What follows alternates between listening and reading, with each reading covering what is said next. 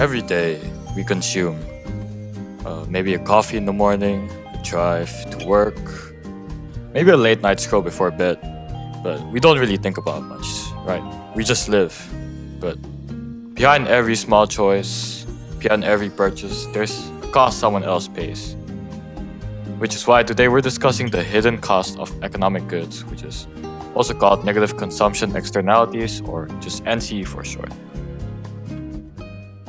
Now, before I start explaining on why this thing's so bad, let my partner Rochelle define what really is NCE for short. So what exactly are negative consumption externalities? Think of it like this. Every time you buy or use something, there's a private cost and a private benefit.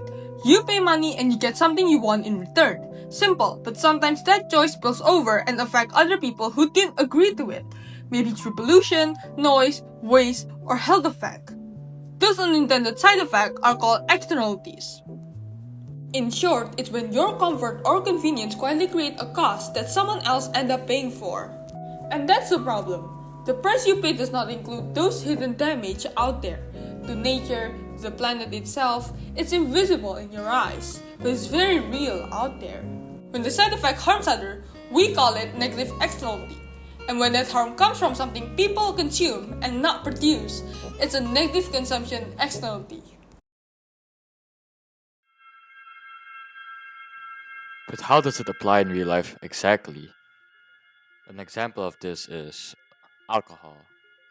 Most people think drinking is a personal choice. You buy it, you drink it, and that's that. But alcohol is actually one of the biggest examples of NCE because the impact doesn't stop with the person holding the glass, but according to the World Health Organization, alcohol contributes to nearly 1 in 3 injury deaths in Europe. I mean, that's at least like 10 people.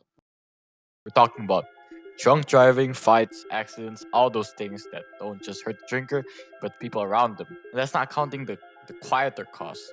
Families dealing with addiction, hospital bills, time off work, trauma, and even alcohol harms the entire economy because of healthcare costs and lost productivity.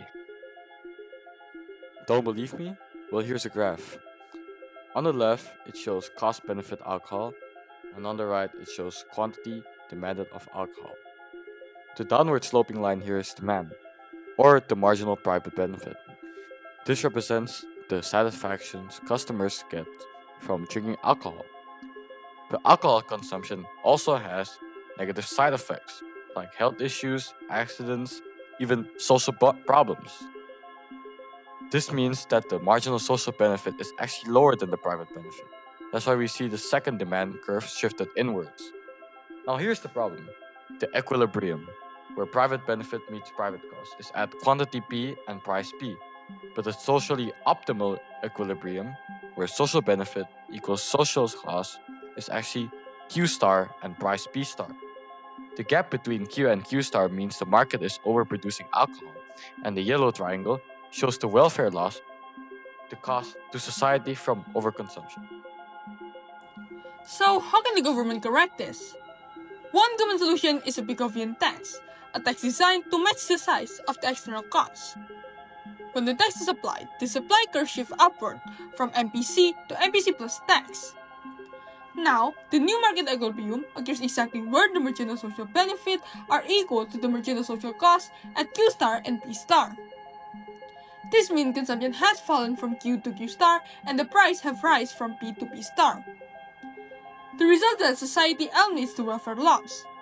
In other words, the tax helps internalize the externality, making consumers pay for the true social cost of alcohol. That's all for today's video. Hopefully this video helped you guys to understand even more and even deeper about the topic. And yeah, we'll see you guys in the next video. Bye!